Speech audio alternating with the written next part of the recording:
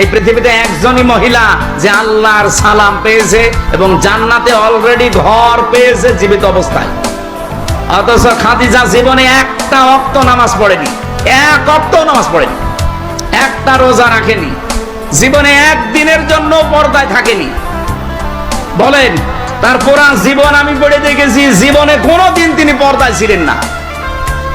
নামাজ পড়লেন না, রোজা রাখলেন না, হজ করলেন না, যাকাতও দেননি, পর্দায়ও নেই।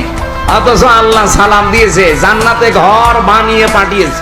একটাই কারণ, জীবনে এক সেকেন্ডের জন্যও কোনোদিন স্বামীর মনে উনি দুঃখ দেননি।